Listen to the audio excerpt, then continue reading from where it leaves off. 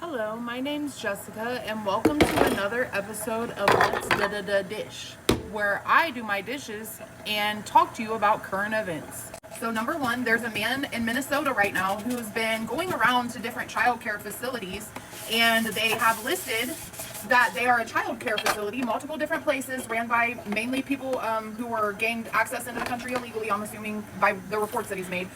So they've been going to all these different child care places who say that they have hundreds of kids every day, and he's been interviewing neighborhood people, and it turns out that they've never seen any kids at any of these buildings, but somehow they're receiving like $2 million grants.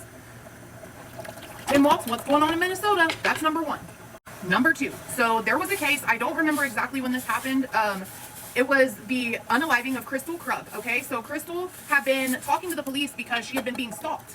And she was told that the stalker was her ex-boyfriend. He was sending her pictures as she left the dentist, saying that he was going to harm their family, yada yada. So one day, the husband comes home and finds Crystal in the garage with a head injury, okay?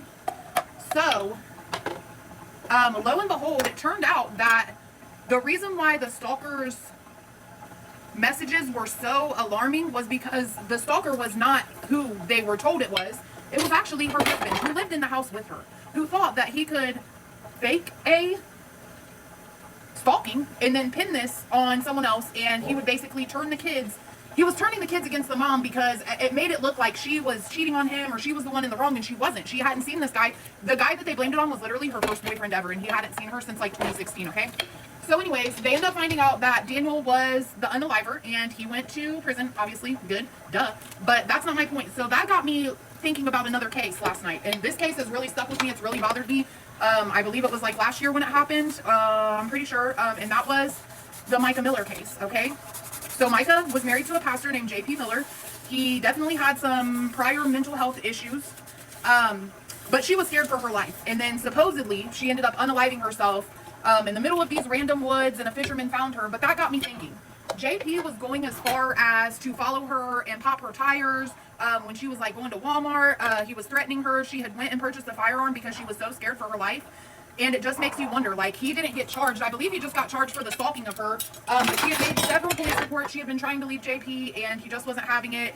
If you guys go back to the church service where he's literally telling the congregation that his wife had passed away, it was giving very performative to me, and it wasn't really giving he cared, okay? So there's that. So it just makes me wonder, like, I wonder if that was the same kind of thing with JP, like he thought that he could do this and get away with it. It was just all very strange. I don't understand. Like, they found her in the middle of some like wooded area by a lake or like a body of water. That's like one of my biggest fears, I can't lie. One of my biggest fears is like being so close to someone and they end up being the one to take your life, and you see it every day. People will be married for 30 years and he's like, I hated this for 30 years and I finally, yeah, like that. So it just makes me wonder. I definitely don't believe that Michael would have unalived herself, because if you go back and look at her videos, she was very transparent and honest about where she was at the time mentally. It just blows my mind. She had reached out for help. It seemed like all along JP was kind of planning the narrative that, oh, she's off her meds, and she had left once to go to her sister's, and then he manipulated her back in, man. I'm telling you, ladies, or men, even if you're in a narcissistic relationship, dude, they will do anything to try to manipulate you to get you pulled back in. And it's crazy to me. Like, he was cheating on her. Like, I think this is another Chris Watts situation personally, which, don't get me started on the new stuff coming out from this guy. He's a freaking nutcase, and I do believe that his mistress helped him with that whole thing. But yeah, that's what's going on in the world today. Aside from the fact that I guess they're opened a portal this week or something, which I try not to talk about because they will ban my channel if I talk about anything that real. But yeah, so that's what's going on. Apparently New Year's Eve celebrations are being canceled worldwide. Not sure why, but that gives me the heebie-jeebies. I definitely will not be partaking in any type of New Year's Eve activities this year, because what? What do you mean that everything's shut down because of a possible attack?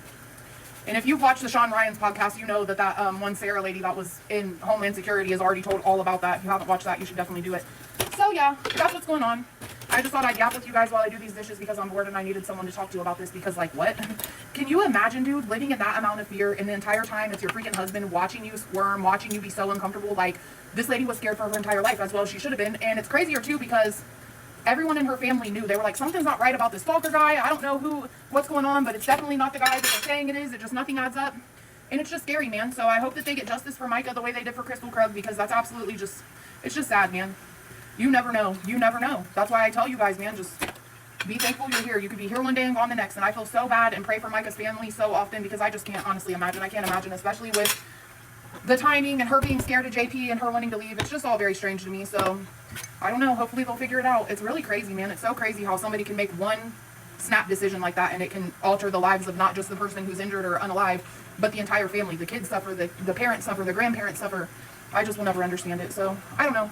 Let me know what you guys think in the comments. If you guys haven't heard about either of those cases, I would definitely kind of look into them because it was interesting, but it is very sad. And I feel terrible for Crystal's family as well because her mother was literally on her hands and knees cradling her husband outside after she was found, and it turned out she was hugging the unaliver of her daughter. So I just can't imagine.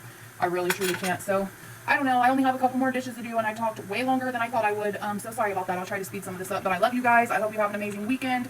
I'm doing my dishes, washing my bedclothes. I'm going to take a shower, put on some of my cool pajamas, and cook something for dinner, and I'm done, y'all. I'm tired from cooking. I hope you guys had the best freaking Christmas ever and got everything you wanted from Santa Claus and more, and I hope that your families are blessed in 2026, and you guys have a peaceful and happy year next year.